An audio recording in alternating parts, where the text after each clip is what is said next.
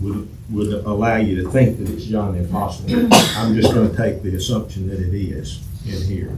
Last week when we were together, we talked about two major dates in which the book was written.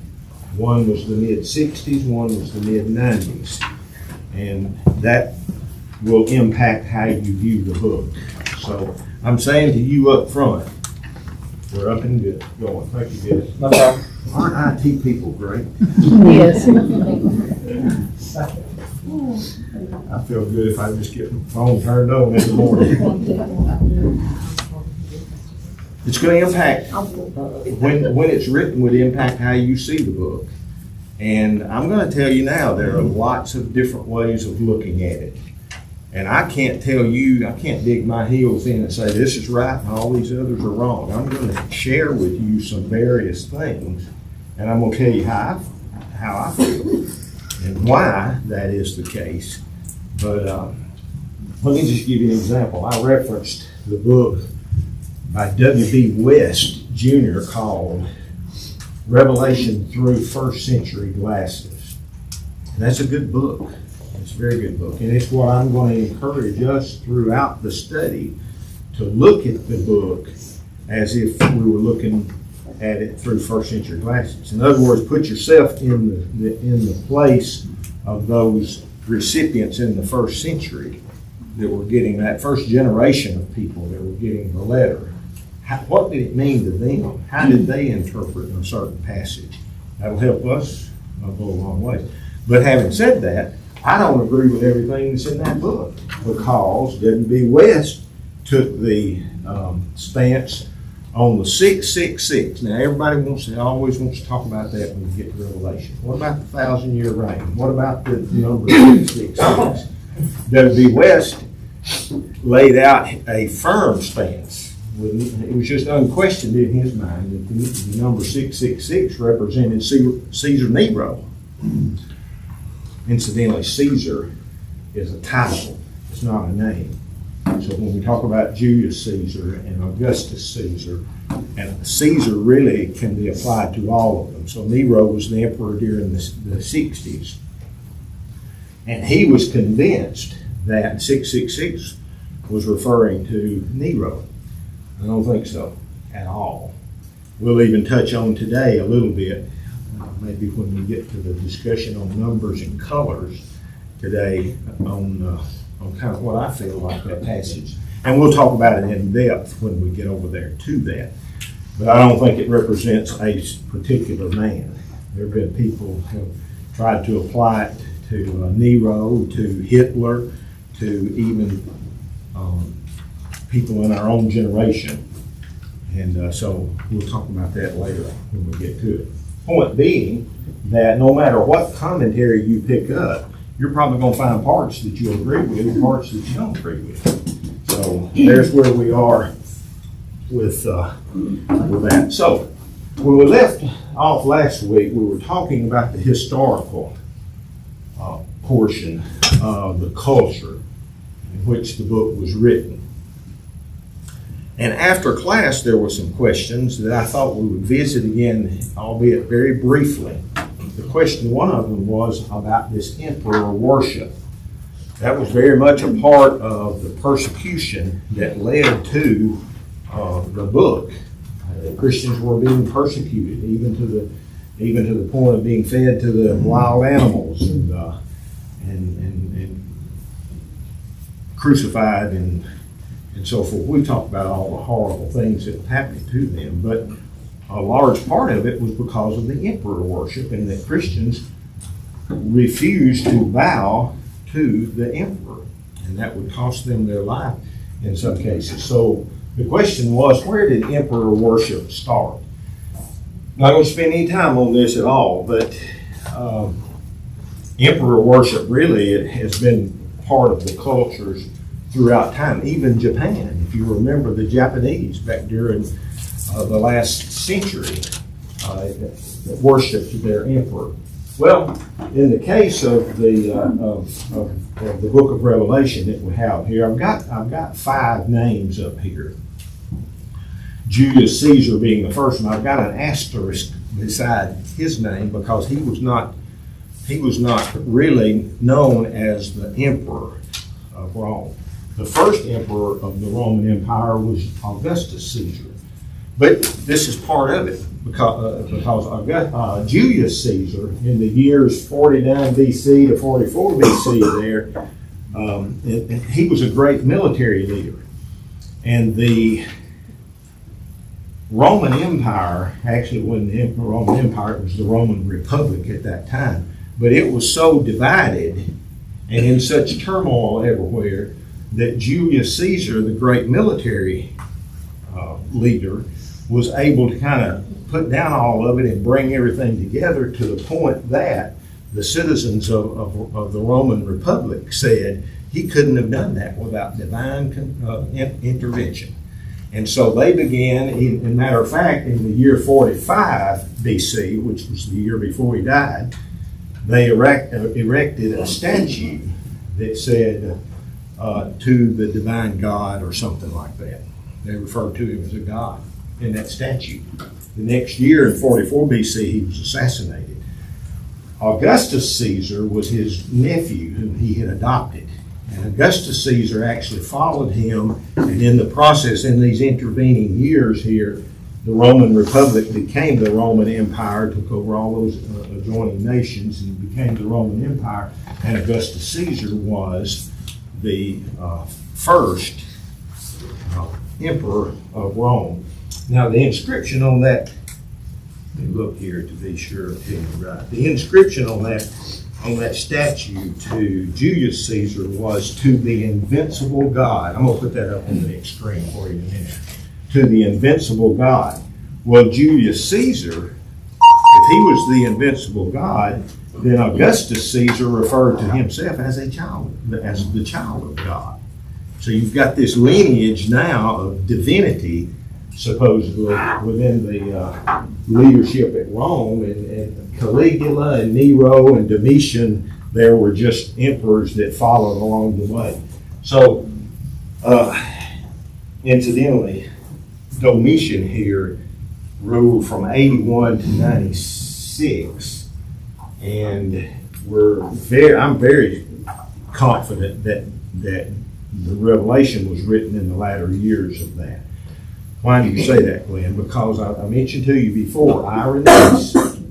There have been several people that wrote this, but Irenaeus, who was a pupil of Polycarp, who was the pupil of John. Look, I almost got firsthand information about that.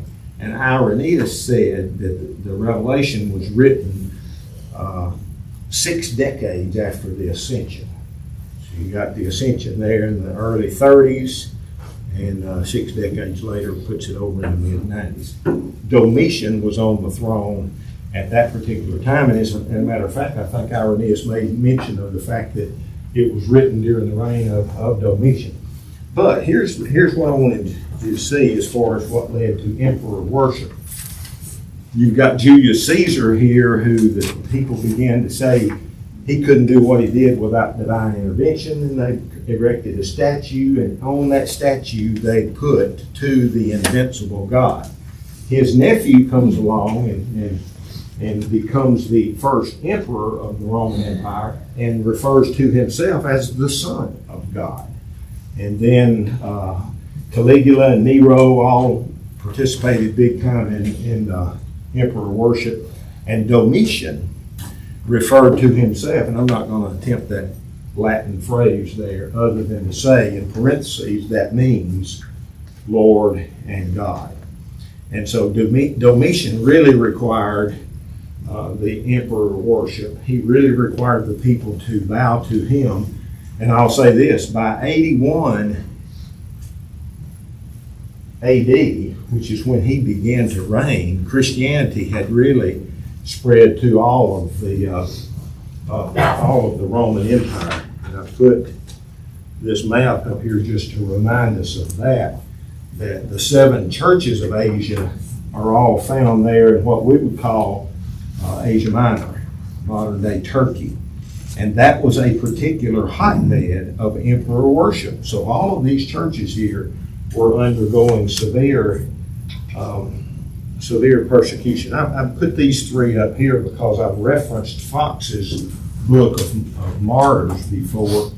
And if you read that book, he lists 10 great persecutions at the hands of emperors, all the way up to Constantine around 325. And so all of these emperors here were pretty bad. And the first three that he lists are Nero, Domitian, and Trajan. Now there was you notice gaps between each one of those. In particular, the gap between Domitian dying in 96 and Trajan assuming the throne in 98. There was a emperor for those 2 years. Name escaped. Hang on.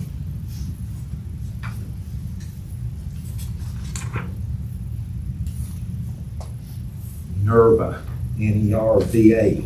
Nerva actually followed Domitian, and Nerva was a pretty good guy. He's the one that actually released John from exile in 98. When he assumed the throne in 98, he released John. John went back to the mainland, probably around Ephesus, and secular history tells us John died around age 100, around the year AD 100. So that kind of brings us up to where we are as far as the political, cultural landscape there. If you've got your handouts, I'm going to refer to that a little bit here, but actually I'm going, for the sake of time, to bypass part 8 on your handout. I'm going to bypass 2 or 3 parts that I gave you, just because we do need to move our study along a little bit more. But part 8 there also gives you some biblical things that's happening. For example, in the early 50s, you can see that would be right before the reign of Nero started, was when Paul's missionary journeys happened, and a lot of his writings to the various churches happened during that time. When did you say that was? That would have been in the early 50s. I'm just saying 52 to 53, 54, and so early 50s is when some of those missionary journeys were. And that you can see on those notes in part 8 of your outline. You can kind of catch up with some of that. And let's see. Let me call your attention to. I need to make. If you've got your outline at the bottom of part 8, at the bottom of page 3, I need to make a typographical correction there. It's got the first persecution of Nero is from 64 to 67. That's wrong. It should be 54 to 67 or 68 in there. So I've got 2 or 3 typos, and I got one here I'm going to correct even on part 9. If you want to refer to your outline, let's go to part 9 here, and we're going to talk about this. The significance of colors and numbers. We'll talk about numbers first. Let me go ahead and make the correction in case I forget. Down about midway of the page, under the 3.5 section, there's 1,250 days. That's a typo. It should be 1,260 days. So those numbers, we'll run across those numbers as we proceed through the book. Let's talk about numbers. In general, you can see on the outline there, and you can, it makes sense a lot of times. And let me remind us that not every time you find a number is there a hidden meaning, or is there some kind of significance to that. I gave you the example before about on the story of Jesus feeding the 5,000 with the 5 fish and the 2 loaves. Well, somebody might say, well, what does 5 represent? What does 2 represent? I don't think you can press it to the point where there's a hidden meaning to every one of them. But there is going to be a hidden meaning to a lot of these numbers throughout the Revelation, because that is it's written in that figurative language. So the number 1, you can see there, typically number 1 has a meaning of unity, togetherness, one God, put in parentheses, the number two. The number two. In the old law, the man couldn't be put to death by just one witness. It had to be at the mouth of 2 or 3 witnesses. So the number 2 oftentimes refers to confirmation or even strength. 2. 2 is stronger than 1. The number 3. Oftentimes the number 3 has a divine connotation to that because we think of the Father, the Son, and the Holy Spirit. So it's a sacred number, and sometimes it's repeated. Something might be repeated 3 times for emphasis.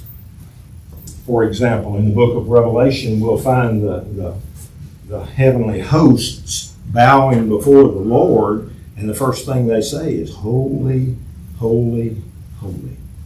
3 times. Oftentimes you'll find something like that for there's a spiritual, there's a divine connotation between that, with that. The number 4, the number 3 has a divine connotation. The number 4 has more of an earthly meaning behind it because of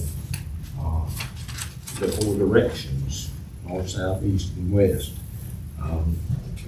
The 4 corners of the earth is mentioned in the scripture sometimes. Now I want to jump from 3 and 4 down to 12 for just a minute. Because here, and you might think this is pressing the issue a little bit, but not so. It's kind of in Hebrew numerology, 12 is a special number. If 3 is a divine number and 4 is an earthly number, the product of those two, 3 times 4 is what? It's 12. And 12 becomes a very special number in Hebrew numerology. You can see on here that you've got the 12 tribes of Israel, you've got the 12 apostles, you've got the 12 gates that are listed. 12 is a perfect number. To carry that a step further, if you multiply 12 times 12, you get 144. Now hang on to that number for a minute. We're going to come back to that. That has meaning in the book of Revelation, 144,000. But let's talk about 1,000 first. Go back to the number 5. 5 and multiples of 5 has a special meaning. That's 10, that's 100, that's 1,000. You see some of these numbers, it doesn't necessarily mean, 1,000, for example, doesn't necessarily mean the next number after 999. Somebody might say, well, how many folks were at church, at that church gathering we had? Oh, there were hundreds.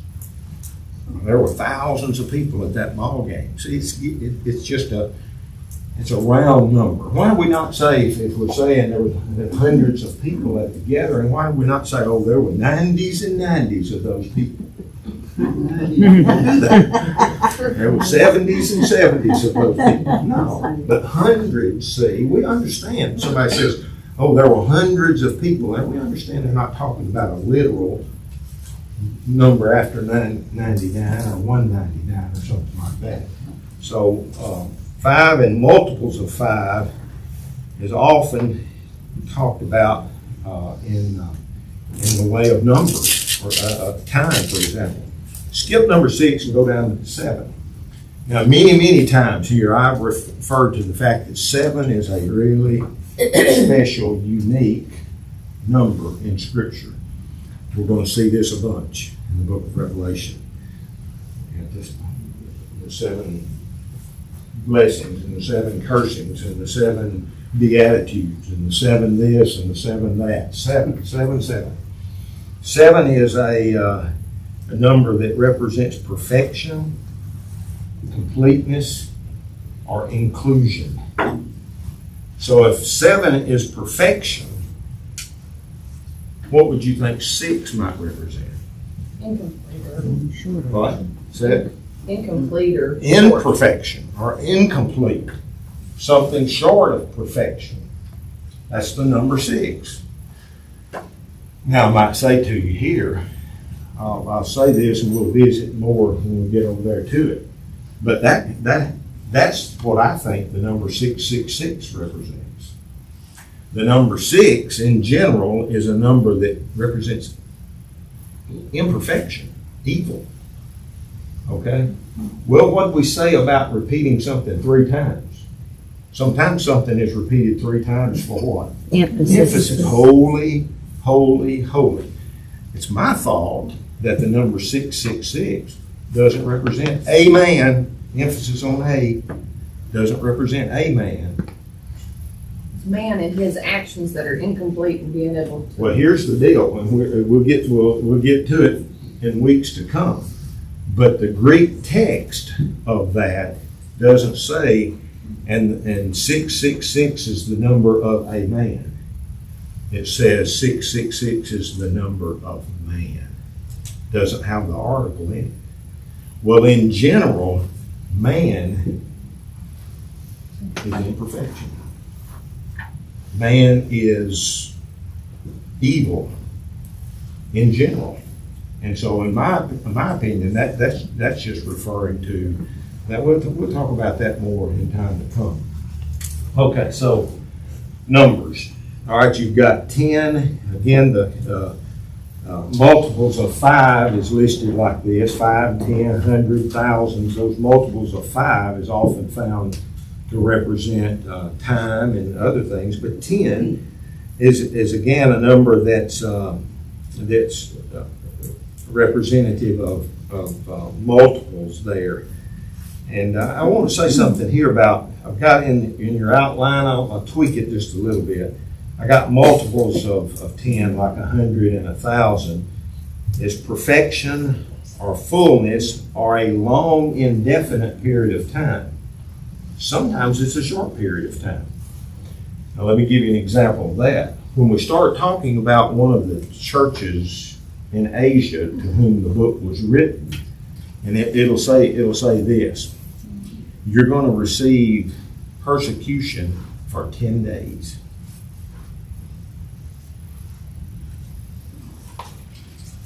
Does that mean at the end of 9 days they're going to have persecution one more day? I don't think so. I think that number 10 is representative of time, but it's a short period of time. In other words, you're going to receive persecutions for 1,000 years. Now you've got a long period of time. But this just said, and remember now, the book is written to those 7 churches to encourage them during times of persecution. And so to that particular congregation, it said, you're going to receive persecution here for 10 days. And I think that probably just encourages them that persecution's coming, but it's just going to be a relatively short period of time. We can endure that. All right, lastly, I'll finish up by talking about what's left there on the numbers portion.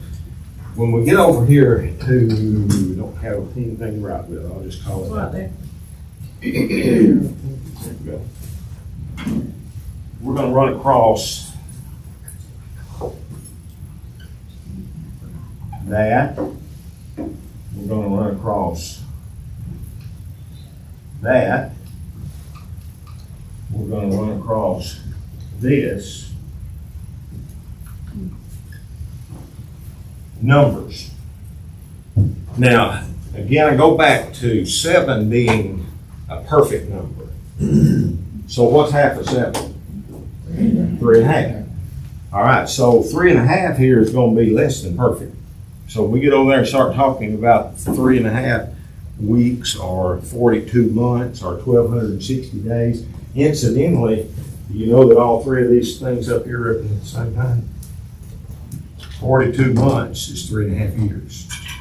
And if you look at a year being 360 days, gotta fudge just a little bit. But 1,260 days is 3.5 years.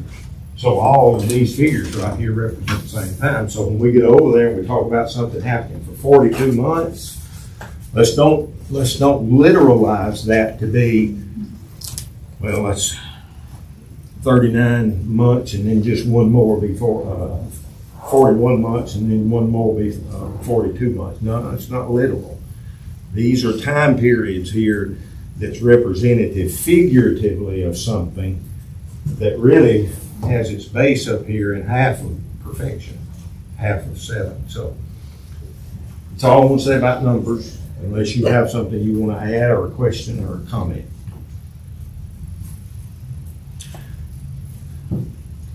At the risk of being redundant, numbers don't always have a special hidden meaning, but in the book of Revelation, they will most of the time have some kind of figurative meaning. And so we may refer back to sometime about the number 7 being perfection, or the number 3 being a divine number or something like that. But you got those in the notes. Mandy, you have a comment? Nope, I was trying to look at the glare. Okay, well, let's talk about the colors a little bit. I'm gonna add one to it. Even this morning, I was looking at this list and I thought, well, it didn't have blue on the list. I can add the color blue, although we won't encounter blue in the book of Revelation. So these numbers that you have here, especially when you get over there and start talking about those horses and so forth, colors in general are representative. We know that. I mean, I love to watch the old Westerns. Okay? Well, when the Westerns comes on, here comes a guy on a horse, you know, he's got a black hat on. What is he? The bad guy. He's a bad guy. Or here comes one, you know, and he's riding, he's got a white hat on. What's he? He's a good guy. So we kind of understand those colors representing things, and that's what you have here. White representing purity, innocence. We'll read about the saints who are given white robes. And well, is that color important? Yes, it is. That color of white means something. Black being distress and calamity. The guy on the black horse, we'll deal with that later.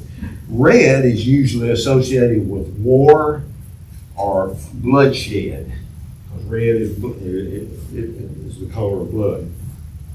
And the pale horse, when we get over there, pale. I love the old Clint Eastwood movies. Okay, I've got some of them to watch. She says, "Why?" She's shaking her head. Okay. I said, "Why do you watch those over and over?" I can watch them a dozen times. They're always in. One of the movies, though, was called what? The Pale Rider. There you go. So pale usually it usually has a meaning there as well. Incidentally, that name for that movie came from the book of Revelation, the Pale Rider. Purple, scarlet, and blue. I'm going to talk just real quickly about this. Purple, we understand that usually represents royalty. Scarlet is really the color of blood, and it usually represents suffering or persecution or something like that. Now, if you want to add blue, what would you associate the color blue with? Sadness. That's what I would No. say. Loyalty. Loyalty? Yes, in modern day literature. Okay. If you, I might be wrong about this, but if you were to ask 100 people what their favorite color is, mine would be blue. And I have a sneaking suspicion that I would probably be in the majority. I don't know. But anyway, loyalty. Who said something else? I would say calming or sorrow. One of those two is getting me. Calming effect. Well, in general, blue is represented with the color of the sky. Okay, and so the color blue has a sky or heavenly. Hang with me just 60 seconds. Has a heavenly meaning. Well, here's the deal. If you want a really good personal devo one morning, go back and read the book, Exodus chapter 26. And you will find in there these three colors, the color purple, scarlet, and blue. And if blue represents the sky or a heavenly divine nature, and scarlet represents blood, you've got divinity dying on the cross, shedding his blood. You've got blue and scarlet mingled together produces what? Purple. Purple. What does purple represent? Purple represents royalty.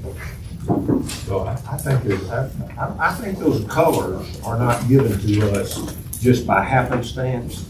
I think there's some great lessons that we can have with that. All right, next Sunday, Lord willing, we will talk about the different approaches to the book. We'll give you an overall outline of the entire book of Revelation, and then certainly by the next week, we'll be ready to dive into chapter 1. Thank you for being here. What does it say about this?